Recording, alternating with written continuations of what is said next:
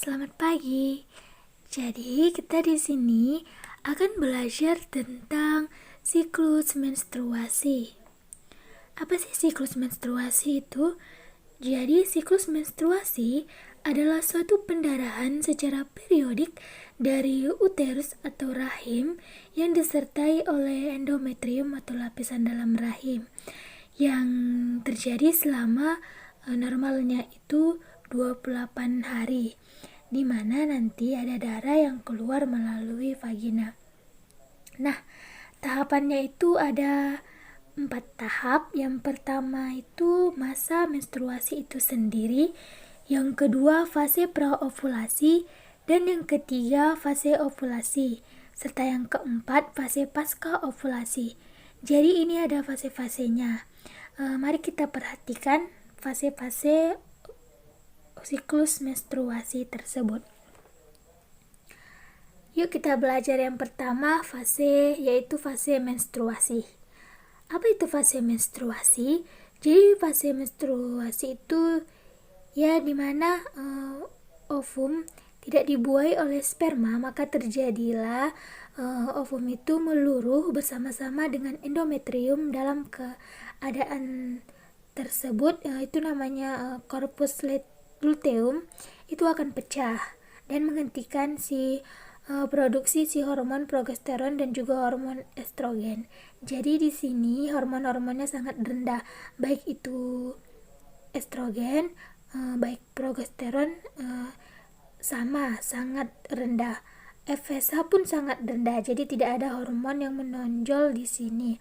Folikel pun belum mulai terbentuk ya pada proses ini.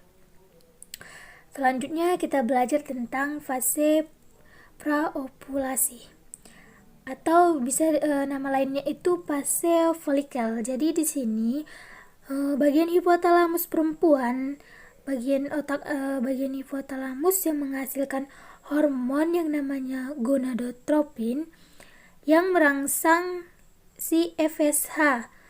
Apa sih FSH itu? Jadi FSH itu adalah follicle stimulating hormone.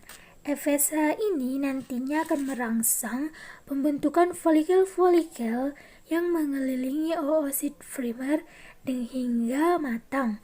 Jadi setiap bulannya perempuan itu akan mengalami proses pembentukan folikel. Jadi setiap bulan hanya satu yang matang ovum tersebut. Nanti lama-kelamaan tubuh ini akan menjadi folikel degraft yang sudah matang, kemudian menghasilkan estrogen. Nah, di sini estrogen akan mulai banyak. Estrogen ini nantinya yang akan merangsang pembentukan dinding endometrium. Estrogen ini juga akan mempengaruhi di bagian saluran serviks untuk mengeluarkan lendir yang bersifat basah.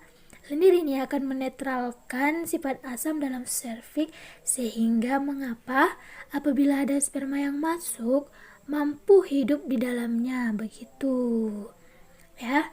Nah, itu fase praovulasi. Jadi intinya mulai ada FSH, dan juga FSH itu mempengaruhi adanya hormon estrogen yang membentuk apa?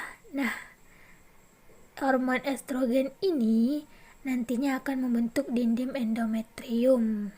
Begitu ya. Nah, selanjutnya kita akan masuk ke fase yang ketiga. Ini adalah fase ovulasi. Tadi kan di fase praovulasi terbentuk adanya estrogen yang dihasilkan oleh folikel degraft. Nah, setelah itu, ketika keadaan estrogen sangat meningkat, maka estrogen akan mengakibatkan terhambatnya pembentukan si FSH, sehingga nanti diganti dengan hipofisis yang melepaskan namanya hormon LH. Nah, ketika masa ovulasi ini, luteinizing hormon itu sangat tinggi, paling tinggi. Ketika fase ovulasi, LH-nya sangat tinggi ya. Ovulasi ini terjadi di hari yang ke-14. Jadi menstruasi tadi di hari-hari pertama sampai ke-7 normalnya.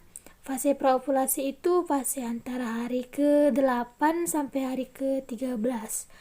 Nah, fase ovulasi ini terjadi normalnya itu di hari ke-14. Jadi ini ya ketika ovulasi siapa yang keluar bukan ovum ya sebenarnya. Karena kalau dalam ilmu biologi itu adalah oosit sekunder yang terlepas dari folikel.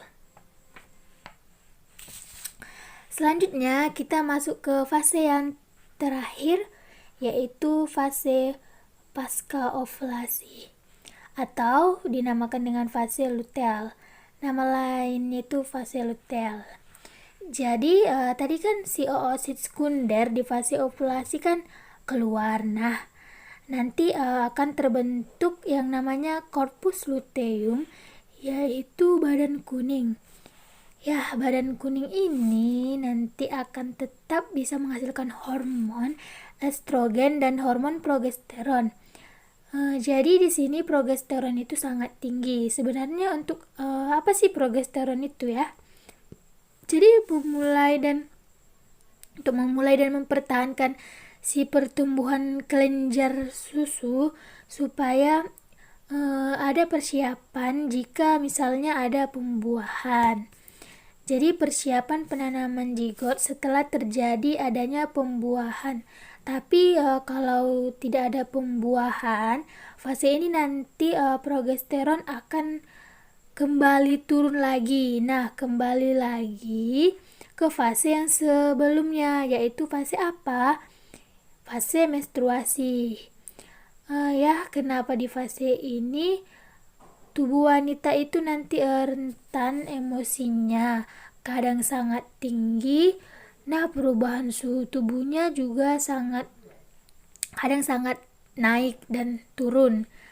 Kadang tinggi hormonalnya juga naik turun. Begitupun ya otomatis di sini kalau misalnya nanti tidak ada perubahan maka endometriumnya mulai meluruh. Terima kasih sudah menonton, semoga bermanfaat. Jangan lupa like, comment, and subscribe. Thank you.